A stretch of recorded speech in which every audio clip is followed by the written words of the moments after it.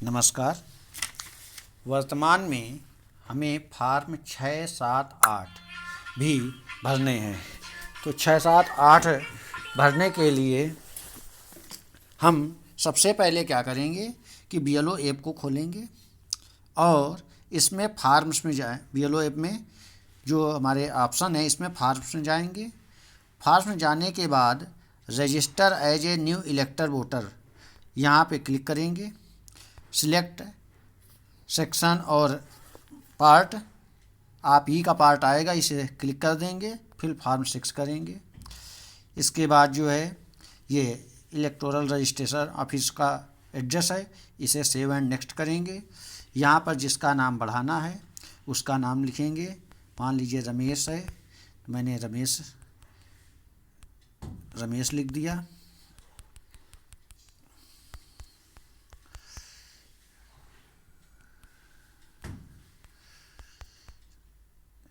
रमेश के बाद जो है इसको अपनी क्षेत्रीय लैंग्वेज अर्थात हिंदी में भी लिखना पड़ेगा, इसमें भी लिख दिया। इसके बाद फ़ोटो, तो मान लीजिए फ़ोटो मुझे अपलोड करनी है, फ़ोटो मैंने कोई अपलोड कर ली। ये प्रतीकात्मक कर रहा हूँ इसलिए ये मत ध्यान दीजिएगा कि मैं क्या कर रहा हूँ।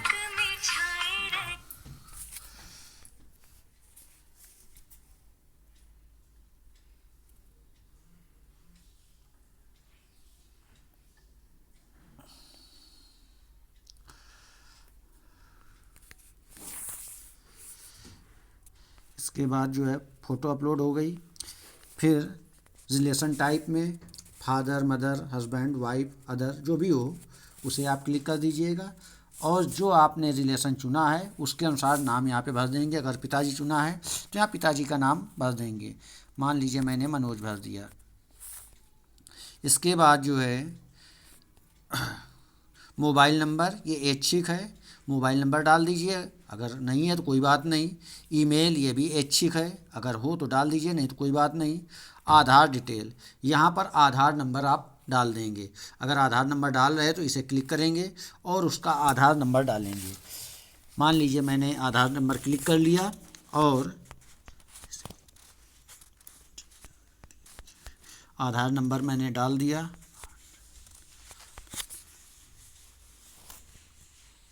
आधार नंबर वेरीफाई हो गया। जेंडर, ये मान लीजिए पुरुष था तो मैंने मेल। डेट ऑफ बर्थ हम कोई भी चुन सकते हैं, जो भी डेट ऑफ बर्थ उसके आधार कार्ड में हो उसे हम चुन लेंगे।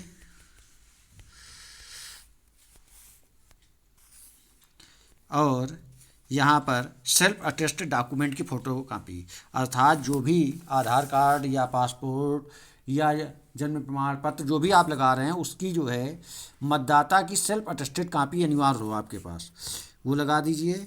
मान लीजिए आधार कार्ड है तो मैंने आधार कार्ड की कापी लगा दी। इसकी भी फ़ोटो जो है खींच करके अपलोड करनी होगी।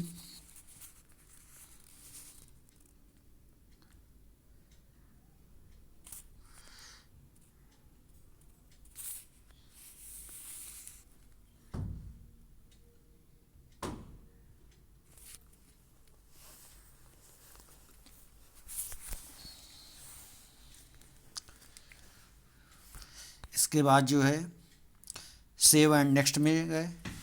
रिलेटिव फर्स्ट नेम, अब ये जो मैंने रिलेटिव का नाम डाला था इसे हिंदी में भी मुझे डालना था, मैंने रिलेटिव का नाम नहीं डाला। रिलेटिव का नाम फादर, ये मनोज अब हिंदी में मैंने डाल दिया। अब इसके बाद सेव एंड नेक्स्ट। अब ये जो है आपका एड्रेस पूछ रहा है, जो भी उसके परिवार वाले का या घर वाले का एड्रेस है, हाउस नंबर मान लीजिए जो है ये 21 हो गया। इसके बाद क्षेत्रीय में वहाँ भी हम 21 लिख देंगे। स्टेट मान लीजिए कानपुर है या आपका जो भी क्षेत्र हो अर्थात गांव, मान लीजिए ये रहीमपुर है।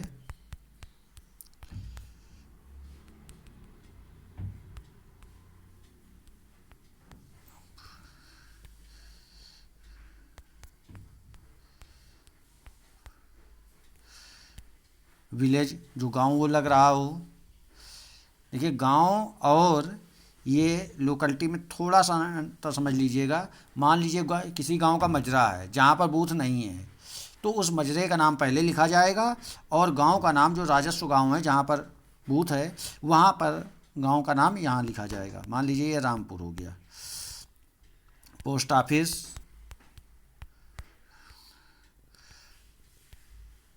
क्षेत्रीय भाषाओं में हर जगह लिखना है, इतनी बात ध्यान रखिएगा।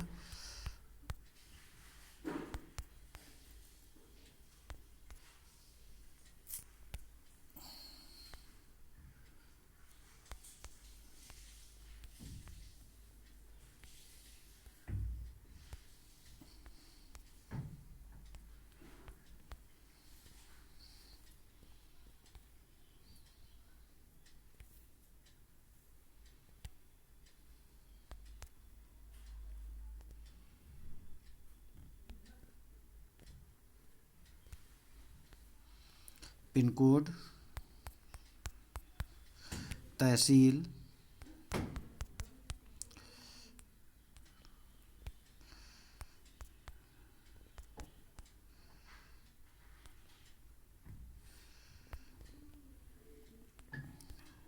डिस्ट्रिक्ट उत्तर प्रदेश। इसके बाद document of proof of residence, उसके जो निवास का प्रमाण पत्र। यहाँ पर Aadhaar card, current passbook, passport, revenue department registered, rent allowance, lease deed, register sale deed, इस प्रकार से। तो यहाँ पर डॉक्यूमेंट करना है। इसके बाद डॉक्यूमेंट का नाम यहाँ पर मेंशन करना है और उस डॉक्यूमेंट को अपलोड भी करना है।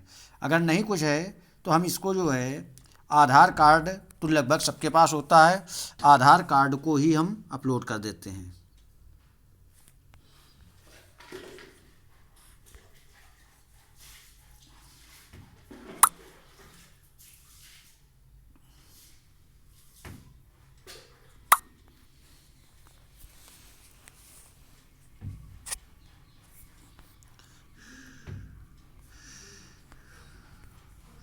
Save and next. इसके बाद अगर वो किसी कैटेगरी में आता है अर्थात कोई विकलांग है तो उसकी कैटेगरी, अन्यथा की स्थिति में सेव एंड नेक्स्ट। और नेम ऑफ फैमिली मेम्बर, इसके फैमिली मेम्बर का नाम हम लिख देते हैं।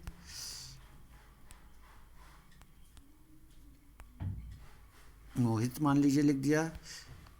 ये क्या है, उनका संबंध क्या है, इसे हम लिख सकते हैं। ये अनिवार्य नहीं है लेकिन इसे लिखना चाहिए। एपिक नंबर है तो ठीक है।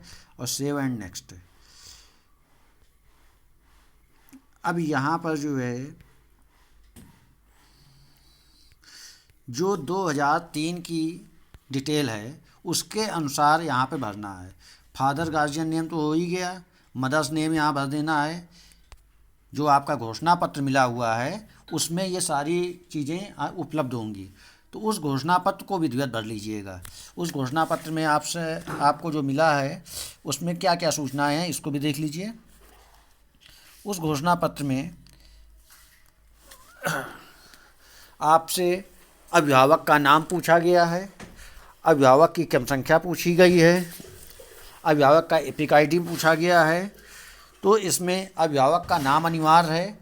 एपिक नंबर अगर हो तो ठीक है, नहीं है तो कोई बात नहीं।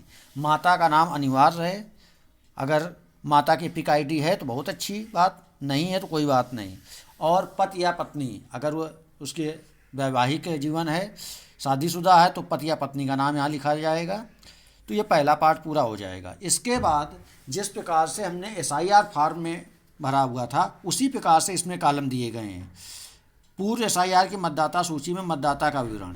यदि मान लीजिए कोई ऐसा व्यक्ति है जिसका 2003 में नाम था परंतु वर्तमान की 2025 की सूची में नाम नहीं है तो वो फॉर्म भर रहा है, तो ये कॉलम भरा जाएगा लेफ्ट साइड वाला। और अगर मान लीजिए वो नया है जिसका 2003 में नहीं था लेकिन उसके जो है किसी संबंधी का था, माता पिता का था या दादा दादी का था, तो वो जो है राइट कॉलम भरेगा। और इस प्रकार से इस घोषणा पत्र में मतदाता के हस्ताक्षर होंगे या फिर बाएं अंगूठे का निशान लगेगा तारीख सहित, और सबसे नीचे बीएलओ के हस्ताक्षर होंगे। एक चीज़ ध्यान दीजिएगा, इसमें जो है दो चीज़ें हैं। जो घोषणा पत्र है, इसमें मैंने किसी अन्य देश की नागरिकता प्राप्त नहीं की है, इसकी वो घोषणा कर रहा है। दूसरा, मैं फॉर्म 6 के माध्यम से निर्वाचक नामावली में नाम दर्ज करने हेतु आवेदन कर रहा हूँ या रही हूँ। मेरा अन्य विधानसभा संसदीय क्षेत्र की निर्वाचक नामावली में सम्मिलित नहीं है। इसे जो है, इसके आगे बॉक्स बना हुआ है, इसे हम क्लिक करेंगे। अगर 6 नंबर फॉर्म भर रहे हैं और अगर कोई बहू है दूसरी जगह, वो मतदाता थी और यहाँ पर उसको जो है जोड़ा जा रहा है, तो इसके लिए जो दूसरा कॉलम है, मैं फॉर्म 8 के माध्यम से स्थानांतरण हेतु निर्वाचक नामावली में नाम दर्ज करने के लिए आवेदन कर रही हूँ। यहाँ पर जो बॉक्स बना हुआ है इसे टिक किया जाएगा और मतदाता के हस्ताक्षर होंगे और बीएलओ अपने हस्ताक्षर करेगा। और इस प्रकार से ये पूरा डाटा इस फार्म की, जो ये हमें फार्म मिला हुआ है, कौन सा, घोषणा पत्र, इसकी भी फ़ोटो अपलोड की जाएगी यहाँ पर प्लीज़ अपलोड सिग्नेचर के साथ। और ख़ास बात ये है कि यहाँ पर जो सिग्नेचर लिखा है प्लीज़ अपलोड सिग्नेचर, यहाँ पर मतदाता के सिग्नेचर एक सादे कागज़ में करा करके निश्चित रूप से फ़ोटो खींच करके अपलोड करनी है। ये उसके ओरिजिनल सिग्नेचर यहाँ पर किए जाएंगे। इस प्रकार से उसका फॉर्म भर जाएगा। धन्यवाद।